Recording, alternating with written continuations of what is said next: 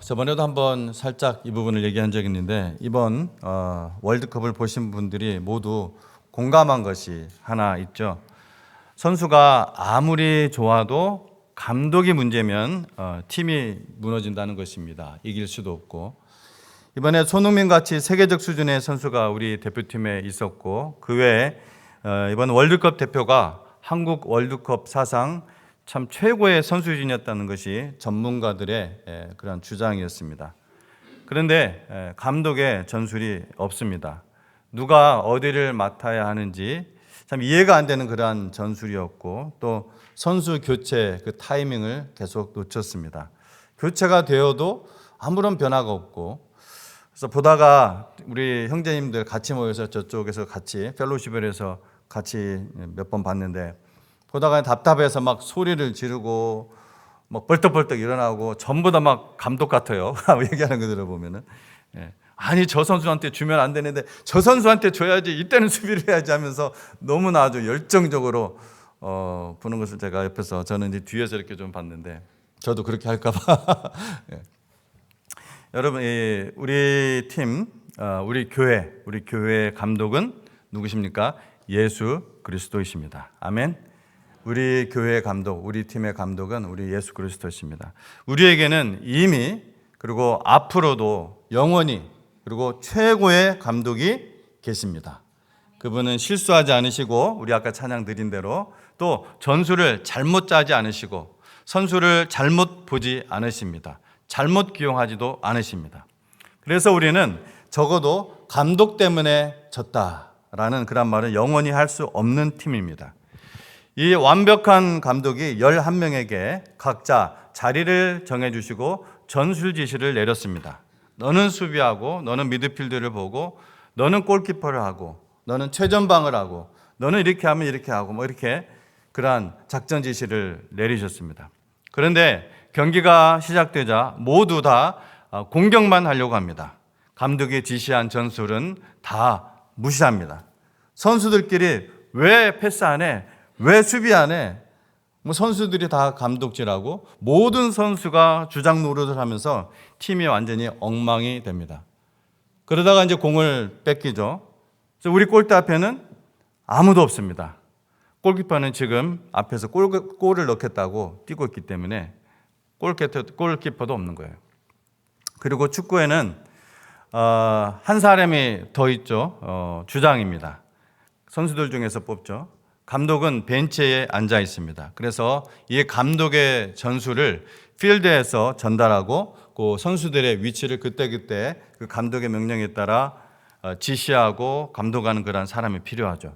그게 바로 주장입니다. 그래서 여러분, 완장을 노랗게 차고 있는 것을 여러분 선수들 중에서 볼 것입니다. 그래서 필드에서 이 감독의 뜻을 전하라고 완장을 차는 것이죠. 그래서 교회라면은 교회에서 담임 목사가 바로 그런 역할을 하는 것이죠. 오늘 우리가 함께 볼 이 말씀이 정확히 이 이야기입니다. 한 분 감독이신 그리스도, 그리고 그분의 뜻을 전하는 그러한 자리, 그리고 각자 다른 자리를 맡은 그러한 선수들. 사도 바울은 이것을 한 몸, 여러 지체, 한 머리, 이렇게 불렀습니다. 오늘 이 교회는 바로 주님의 뭡니까? 한자로 교회는 주님의 거룩한 몸이고, 또 그 몸의 머리 되신 예수께서 우리를 여러 다양한 지체로 만드셨다는 이 신비를, 사도 바울이 직접 설명한 이 신비를 함께 우리가 살펴보겠습니다. 먼저 오늘 말씀의 핵심 단어부터 짚고 넘어가도록 하겠습니다. 여러분, 은사란 무엇일까요? 은사는 성령님께서 나를 통해, 바로 구원받은 나를 통해 교회를 섬기게 하기 위해서 주신 특별한 능력입니다. 특별한 선물입니다. 그래서 영어로는 gift라고 하고, 그 다음에 성경 원어로는 카리스마, 여러분 많이 들어보셨죠? 바로 성경에서 이 말이 나온 겁니다. 헬라어에서. 은사는 그래서 시험을 봐서 따는 그러한 자격증이 아니라 하나님의 구원을 받은 각 성도에게 하나님의 뜻에 따라서, 오늘 읽은 말씀 가운데서도 나오죠. 그 어떤 선물을 주실 것인지는 오직 하나님께 달려있어요. 하나님의 뜻에 따라서 각 사람에게 거저 주시는 선물입니다. 그래서 이거는 타고난 재능과는 다릅니다. 여러분, 우리가 태어날 때 어떤 재능들을 하나씩 이렇게 또 있잖아요. 뭐 재능이 없는 것도 있겠지만 하여튼 그러한 재능과는, 타고난 재능과는 달라요. 예수님을 믿고서 하나님의 자녀가 되면 하나님께서 우리에게 성령을 주시면서 바로 주시는 은사, 성령의 은사인 것입니다. 근데 이 은사를 주신 목적은 또 무엇이냐? 이게 분명하게 알아야 돼요. 이 은사를 주신 목적은 바로 주님의 이 교회를 잘 세우라고, 잘 섬기라고 주신 것이랍니다. 이것은 성경에서 분명히 기록되어 있습니다. 그런데 오늘 읽은 이 오늘 본문의 고린도 교회는 한마디로 은사 부자였습니다. 은사 부자. 방언도 넘치고 예언도 있고 병 고치는 능력까지 있었습니다. 은사만 놓고 보면은 요즘 어느 교회도 부러워할 만한 했습니다. 그런데 사도 바울이 이 고린도 전서를 쓴 이유가 이 고린도 교회가 이것 때문에 문제가 많았기 때문에 이 편지를 쓴 거예요. 이 은사가 하나님께서 교회를 잘 섬기라고 주신 이 은사가 그만 자랑거리가 되어버린 거예요. 각 자기의 자랑거리. 하나님을 섬기는 도구가 아니라 서로 등급을 매기는 그러한 명함이 되어버린 거예요. 사람들 눈에 잘 띄는 은사나 혹은 우리가 보기에 신비한 은사를 받은 사람은 어깨에 막 힘이 들어가고 또 반대로 사람들에게 주목을 받지 않고 평범해 보이는 그런 은사를 받은 사람은 뒷자리로 숨어버리는 거예요. 둘 다 잘못된 태도죠. 교회를 세우기 위해서 주신 선물이 오히려 교회를 2개, 3개로 막 갈라놓고 있었다는 거예요. 그래서 바울이 고린도전서 12장을 열면서 못을 박습니다. 4절에서 6절인데요. 은사는 여러 가지나 성령은 같고 직분은 여러 가지나 주는 같으며 사역은 여러 가지나 하나님은 같으니라. 이렇게 말씀을 하고 있습니다. 그러니까 은사는 여러 가지인데 이 뿌리는 뭐라는 거예요? 몇 개라는 거예요? 하나라는 것입니다. 같은 성령, 같은 주님, 같은 하나님. 가지가 아무리 많아도 뿌리는 하나라는 것입니다.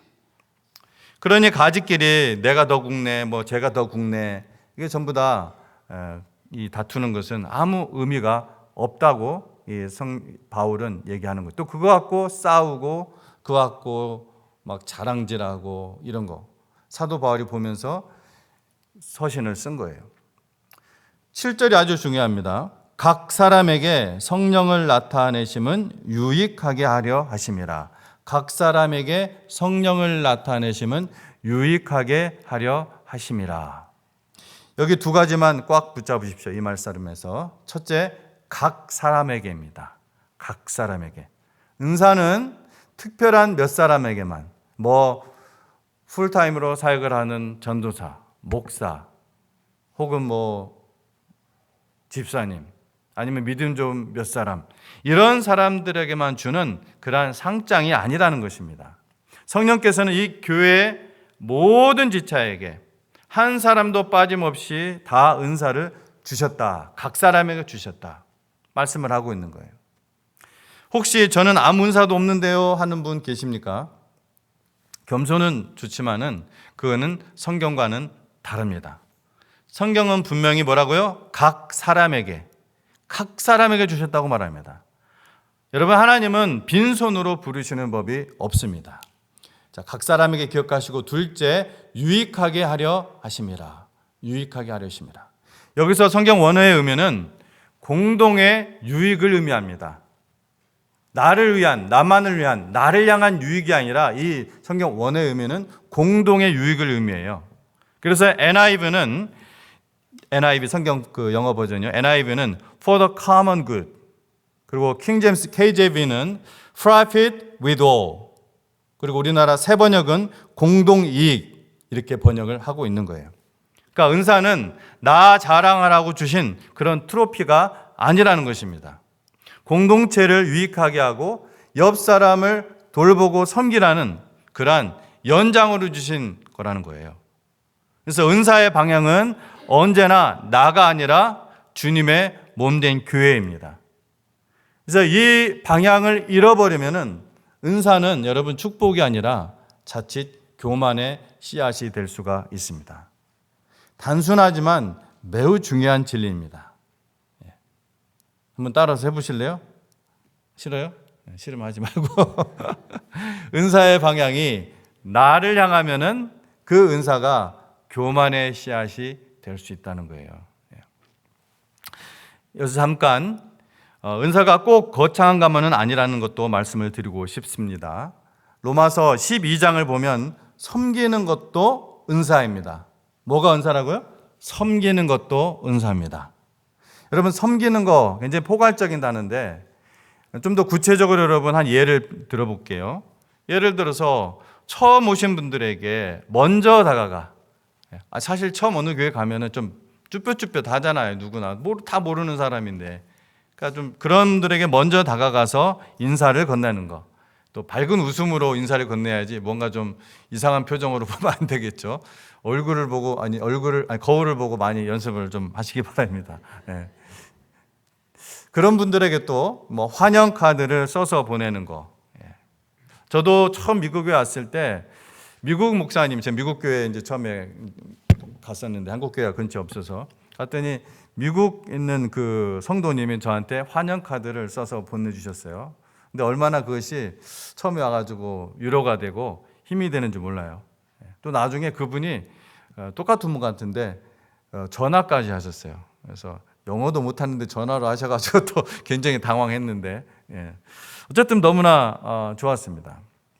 또 사람을 보면은 밝은 웃음으로 인사하는 거, 이거 뭐 돈 안 들잖아요, 그죠? 이게 섬기는 거예요. 또 예배당을 또 청소하는 거. 여러분, 예배당을 이렇게 깨끗하게 할 수 있는 것들은 우리가 외부에서 누구 불러서 하는 게 아니거든요. 다 우리 성도님들이, 목장들이 돌아가면서 청소하는 것입니다. 또 주일날 이 성도들 애찬 그 음식을 기쁨으로, 어거지로가 아니라 정말 기쁨으로 준비하는 거. 이런 것을 기쁨으로 기꺼이 하는 거, 다 이 성령께서 그 사람에게 주신 은사입니다. 그래서 화려한 그 무대의 그 일만 은사가 아니라는 거예요. 자, 그런데 이 천국의 자녀, 하나님의 자녀라는 확신은 분명히 있는데도 아직 자기 은사가 무엇인지 모르시는 분들이 분명히 계실 것입니다. 하나님께서는 이 주님의 몸된 교회를 세우기 위해서, 건강하게 세우기 위해서 반드시 각 성도에게 은사를 주십니다. 그러니까 성도이면서 은사를 안 받은 사람은 없다는 거예요. 다만 아직 발견하지 못한 것뿐입니다. 내가 하나님께 받은 은사를 어떻게 알 수 있을까요? 나는 어떤 은사를 받았을까? 주님께서 십자가의 이 피로 세운 교회를 정말 사랑하고 이 섬기는 마음이 가득할 때요, 여러분, 발견하기 시작합니다. 이것은 제가 배운 것이기도 하고 제 경험이기도 해요. 저도 처음부터 목사가 아니었을 거 아니에요. 처음부터 제가 신학교를 간 것도 아니고. 여러분, 섬기는 것은 은사 자체로도 정말 아름다운 곳이지만, 섬기는 은사 그 자체로도 정말 아름다운 곳이지만, 다른 은사, 내가 받은 은사가 무엇인지 다른 은사들을 발견하는 이 열쇠와 같아요. 그래서 열쇠와 같기 때문에 그렇게도 강조하는 것입니다. 성경에서도. 처음에는 이게 알쏭달쏭 흐릿흐릿하지만 계속해서 정말 주님의 교회를 사랑하고 주님의 교회를 위해서 기도하고, 무언가 기도하면 내가 무언가 주님의 교회를 살 일이 없을까, 이런 생각을 할 수밖에 없게 되고, 주님께 물으면서 정말 자기가 섬길 때 점점점 확실하게 내 은사가 무엇인지, 하나님께서 나에게 특별하게 주신 그 은사가 무엇인지 여러분 알게 된다는 것입니다. 자, 이제 본문의 심장으로 들어갑니다. 12절입니다. 몸은 하나인데 많은 지체가 있고 몸의 지체가 많으나 한 몸인과 같이 그리스도도 그러하니라. 바울은 이 교회를 무엇으로 비유한다고요? 몸에 비유합니다. 몸은 하나지만 여러 지체가 있습니다. 그리고 바울은 우리가 잘 빠지는 이 두 개의 함정을 콕 집어냅니다. 첫 번째 함정은 열등감입니다. 첫 번째 함정은 열등감. 15절과 16절이 재미있어요. 발이 이렇게 삐집니다. 나는 손이 아니니까 나는 이 몸 소속이 아니야. 귀도 한마디 합니다. 나는 눈이 아니니까 나는 낄 자격도 없고 이 몸에 대한 책임도 없어. 이런 이야기를 사도 바울이 이야기를 하고 있는 거예요. 거기에서. 성도님 여러분, 발이 손이 아니라고, 여러분의 발이 손이 아니라고 여러분 그 몸에서 탈퇴할 수 있습니까? 그러시면 그런 거 가능하신 분이 있으세요? 원하지도 않으시죠? 그러면 그 몸은 어떻게 걷습니까? 뭐 어떻게 손으로 엉금엉금 길 수도 있겠지만, 발이 손이 아닌 거는 결함이 아니라 설계예요. 설계. 하나님의 뜻이고 하나님의 계획입니다. 하나님이 일부러 그렇게 만드신 겁니다. 우리의 몸을 위해서. 바울이 바로 이것을 16절에서 말하고 있는 것입니다. 다른 것이 못난 것이 아니라 이 다른 것은 필요했기 때문입니다. 필요했기 때문에. 혹시 여러분 다른 사람들의 어떤 은사를 부러워하면서 나는 저 사람만 못하니, 나는 저런 은사가 없으니 쓸모가 없어 라고 뒷자리로 숨은 적이 있습니까? 그건 발이 나는 왜 손처럼 안 생겼을까 하고 고민하는 것 같아요. 말도 안 되잖아요. 하나님은 그 사람을 손으로 만들 생각이 처음부터 애초에 없으셨습니다. 손이 못 가는 그 자리를 오직 발인 그 사람이 잘 갈 수 있게 하기 때문입니다. 두 번째 함정은 교만입니다. 21절입니다. 눈이 손더러 내가 너를 쓸 데가 없다 하거나, 또한 머리가 발더러 내가 너를 쓸 데가 없다 하지 못하리라. 눈이 여러분 손에게 너 해고야 뭐 이렇게 할 수 있어요? 큰 소리는 쳐도, 눈이 아무렇게 큰 소리를 쳐도 정작 눈이 간질간질하면은 뭘로 긁어요? 손이 없으면 뭐 어디다 부빌 수가 있겠죠. 손이 있는 거하고 또 다르잖아요. 눈을 가려울 때 눈 스스로가 못 긁습니다. 아무리 잘난 지체도 다른 지체 없이는 못 산다는 거예요. 그리고 바울이 반전을 하나 더 던집니다. 22절입니다. 몸에 더 약하게 보이는 지체가 도리어 요긴하고, 약해 보이는 지체가 오히려 더 요긴하다는 겁니다. 심장이나 간은 평소에 얼굴 비치나요? 혹시 심장이나 간을 밖에다 이렇게 내놓고 다니는 분 있어요? 없잖아요. 얼굴 한번 안 비쳐요. 박수 받을 일도 없습니다. 그런데 그 조용한 지체가 잠깐만 멈춰도 어떻게 돼요? 큰일 나죠. 제가 멈춰드릴까요? 원하시면. 큰일 나죠. 저도 그러면. 교회도 똑같습니다. 교회도. 이름 없이 기도하는 분, 예배 후에 말없이 의자를 정리하고, 애찬 후에 또 의자도 정리하고, 테이블도 닦고, 아무도 안 보는 데서 아무도 알아주지 않는데 그것을 섬기는 분. 사실 이분들이 심장과 간처럼 안 보이지만 정말 이 몸을 살아있게 만드는 그러한 요긴한 지체라는 것입니다.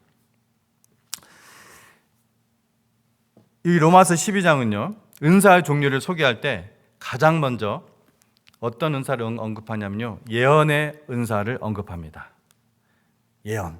여러분, 예언하면은 마치 미래의 일을 미리 얘기하는 그런 걸로만 들리기가 쉬운데, 사실 성경의 말씀은 그 의미는 아주 작은 부분을 차지해요. 로마서에서 이 예언은 하나님의 기록된 말씀을 정확하게 이해하고 해석해서 그것을 설교나 말씀 선포로 하는 것과 연관되는 것이 예언입니다. 이것이 가장 먼저 언급된 이유는 이 말씀 사역이 교회 사역의 중심이고, 또 이 몸된 교회에 생명을 주는 양식이기 때문에 이 예언 사역을 가장 먼저 언급을 하고 있어요. 자, 그런데 그 얘기를 하려는 것이 아니라 바로 이어서 나오는 은사가 여러분 무엇인지 아십니까? 바로 이어서 나오는 거. 짐작해 보세요. 센스가 빠르신 분은 알 것 같은데. 섬기는 것입니다. 섬기는 것. 예언의 은사 바로 다음에 나오는 것이 섬기는 거예요. 이것은 어떤 은사가 더 중요하고 덜 중요하다 그 얘기하려는 것이 아닙니다. 다만 이 섬기는 것이 말씀 사역 바로 다음으로 언급될 만큼 하나님께서 이 섬기는 은사를 귀하게 여긴다는 거예요. 근데 섬기는 것은 사실 화려해 보이지 않습니다. 눈에 잘 띄지 않는 경우도 많습니다. 그런 경우가 오히려 더 많죠. 그러나 하나님께서는 이것을 매우 귀한 은사로 여기신다는 거예요. 여러분 집사, 디아코노스, 원어로 디아코노스거든요. 이 집사라는 단어 자체가 로마서의 이 섬기는 거, 디아코니아, 이 단어에서 나오는 거예요. 집사라는 단어가 섬기는 것이라는 단어에서 나온 단어예요. 여기서 만들어진 거예요. 집사의 자격은 그러면 어떻다는 거예요? 신분이나 어떤 그 사람의 나이나 말솜씨가 아니라 뭐가 중요하다는 거예요? 섬기는 거. 이게 집사의 자격이라는 거예요. 오직 잘 섬기는 것입니다. 잘 봉사하는 거예요. 그만큼 섬김은 교회에서 말씀 사역 다음으로 우선순위에 있는 은사고 또 직분입니다. 여러분, 디모데전서는 목사의 직분을 말한 바로 다음 절에서 집사의 직분을 이야기하고 있어요. 그리고 이렇게 약속을 합니다. 집사의 직분을 잘한 자들은 아름다운 지위와 그리스도 예수 안에 있는 믿음에 큰 담력을 얻느니라. 다시 한번 들려드릴게요. 집사의 직분, 즉 섬기는 직분을 잘한 자들은 아름다운 지위와 그리스도 예수 안에 있는 믿음에 큰 담력을 얻느니라. 디모데전서 3장 13절 말씀입니다. 섬기는 은사와 수고에 대한 이 얼마나 놀라운 하나님의 약속입니까? 특별히 오른손이 아닌 을 왼손이 모르게 하는 그 섬김이 가장 아름다운 것이죠. 예수님 말씀하신 것처럼. 물론 여러분, 섬기는 은사가 없어도 섬기는 일은 성도로서 다 해야 되는 거예요. 여러분 이거를 오해하면 안 됩니다. 예를 들어서 전도의 은사를 받은 사람은 정말 전도를 잘해요. 어쩜 그렇게 잘하는지 모릅니다. 그렇게 잘하지만 전도의 은사가 없어도 전도는 모든 성도에게 주신 명령이잖아요. 그렇죠? 우리가 다 전도하는 거예요. 그런데 은사가 있는 거예요. 그 사람한테. 특별한 선물. 다만 섬기는 은사를 받아서 섬기는 은사를 받아서 기쁨으로 그 섬기는 분들을 보면은, 그러니까 목회자가 볼 때 저분은 정말 섬기는 은사라 딱 생각나는 분들이 있거든요. 얼마나 참 아름답고 성경 말씀처럼 아름답게 보이는지 모릅니다. 그러면서 제 고개가 정말 이렇게 숙여져요. 근데 반대로 자기 맡은 일은 하지 않으면서 다른 사람의 일을 자꾸 훈수하고 비난하고 또 자기 생각대로 안 하면은 그만두어버리는, 에이 안 해 하고 그냥 그만두어버리는 경우가 있다고 한번 가정을 해보십시오. 아름답습니까? 목회자로 부름을 받은 경우가 아니라면은 교회 일은 자원해서 하도록 되어 있죠. 그런데 그런 말을 제가 들어서요. 돈 받고 하는 일이 아니라고 주님의 일을 그렇게 쉽게 던져버리면은 여러분 아름답습니까? 답은 여러분 알고 계시죠. 하지만 내려오던 그렇게 하게 되면은 내려오던 복도 그냥 다시 올라가 버리고 이미 주신 은혜도 다 말라버립니다. 그래서 저를 포함해서 우리 모두 다 이 부분을, 하나님의 은혜로 살기 원하시는 분들은 이 부분을 조심해야 할 것입니다. 자, 여기서 우리가 반드시 물어야 할 질문이 있습니다. 이 많은 지체가 어떻게 한 방향으로 움직입니까? 여러분 다 다른 사람들이에요. 그렇죠? 생각도 다르고 배경도 다르고 참 다양해요. 근데 어떻게 한 방향으로 우리가 가게 되냐고요. 눈은 저쪽이 동쪽인가요? 북쪽이죠. 눈은 동쪽을 보고 손은 동서. 예를 들어서 이쪽이 어디죠? 남쪽인가요? 손은 남쪽으로 가고 몸은 북쪽으로 가고. 그렇게 할 수 있어요, 이렇게? 하려면 하겠죠. 근데 얼마나 어글리하게 보이겠습니까, 그게. 이상하게 보이고. 그건 몸이 아니라, 더 이상 몸이 아니라 이제 사고 현장이에요. 어디서든 그냥 사고가 날 수 있어요. 그래서 지체들이 하나로 움직이려면은 그 모두를 다스리는 뭐가 있어야 돼요? 머리가 있어야 합니다.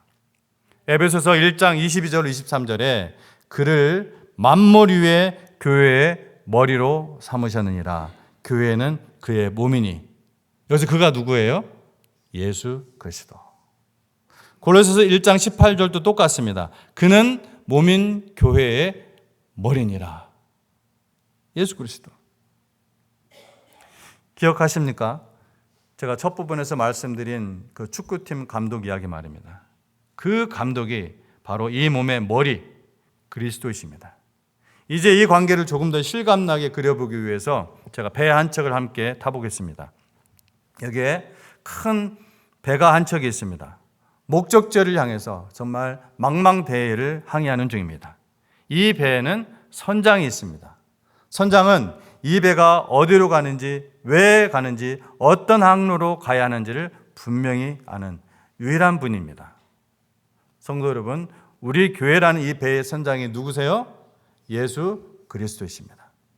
아까 말씀드린 그 완벽한 감독이 바로 이 배의 선장이십니다.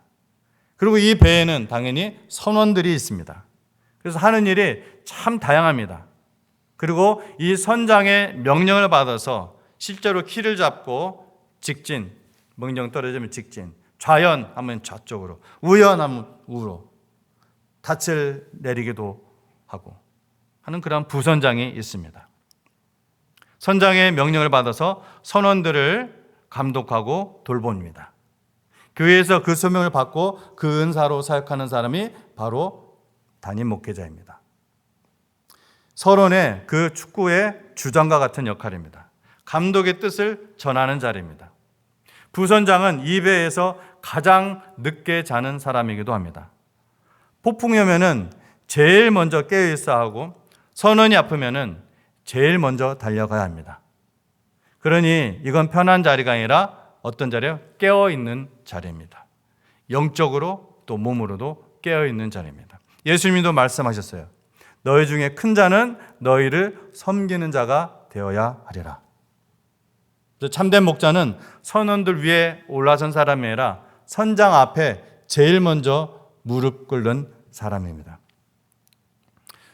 성도 여러분, 오늘 우리는 한 몸의 신미를 함께 보았습니다.